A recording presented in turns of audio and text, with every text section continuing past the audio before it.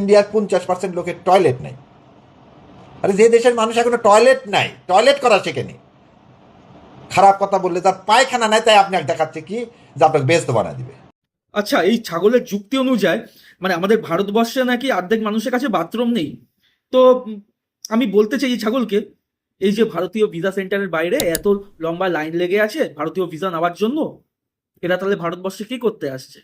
ভারতবাসীদের বাথরুমগুলো পরিষ্কার করে দেওয়ার জন্য? হ্যাঁ, না মানে আমাদের দেশে তো নাকি অর্ধেক মানুষের কাছে বাথরুম নেই তোদের কথা অনুযায়ী।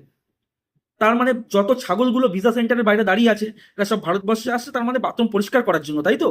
মানে ছাগল যদি থাকতো একমাত্র বাংলাদেশে আছে, সত্যি বিশ্বাস করুন।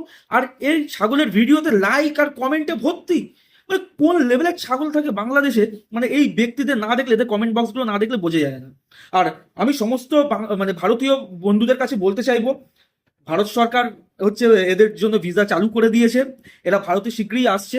আপনারা যারা এতদিন নিজেদের বাথরুম পরিষ্কার করার জন্য লোক পাচ্ছিলেন না, চিন্তা করবেন না, আসছে বাংলাদেশি ছাগলগুলো, আসছে আপনাদের বাথরুমগুলো পরিষ্কার করে দেওয়ার জন্য।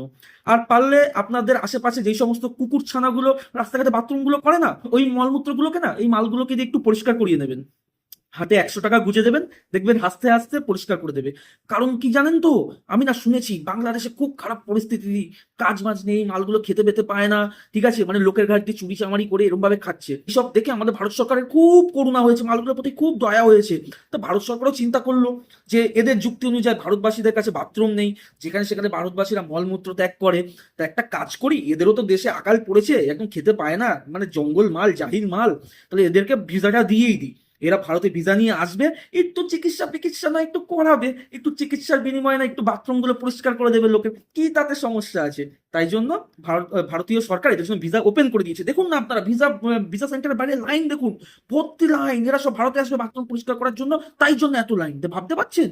তবে এদের দিয়ে বাথরুমটা পরিষ্কার করান। তবে হ্যাঁ, আপনাদেরকে আমি একটা ব্যক্তিগতভাবে সাজেশন দিচ্ছি, এদের দিয়ে যখন আপনার বাড়ির ওই বাথরুমগুলো পরিষ্কার করাবেন না, একটু সতর্ক থাকবেন, এরা কিন্তু নিজের দেশের লোককেও ছাড়ে না, এদের চুরির স্বভাবটা হেভি, ছোট্টবেলা থেকে এদের চুরির স্বভাব, তাই সতর্ক থাকবেন। যখন ঘরে ঢুকবে তখন দেখে নেবেন, আর ঘর দিয়ে যখন বাথরুম পরিষ্কার করে বেরোবে তখন একটু সার্চ করে নেবেন, আর একটু রসগোল্লা খাইয়ে দেবেন, কারণ মালগুলো রসগোল্লা খাওয়ালে না খুব খুশি হবে। কলকাতার রসগোল্লা বিখ্যাত, রসগোল্লা ওয়ার্ল্ডের, ভাবতে তো পারছেন, ওই জন্য একটু রসগোল্লাও খাইয়ে দেবেন, তাহলে একটু দই দিয়ে দেবেন যদি পারেন তো, কিন্তু বাথরুমটা ভালোভাবে পরিষ্কার করাবেন।